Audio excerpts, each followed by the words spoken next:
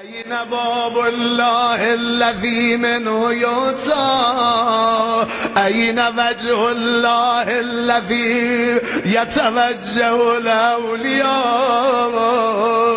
أين السبب المتصل بين الأرض والسماء؟ أين صاحب يوم الفتح وناشر راية الهدى؟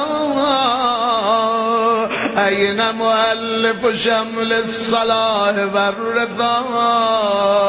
أين الطالب بذهول الأنبياء وأبناء الأنبياء؟ أين الطالب بدم المقتول بكربلاء؟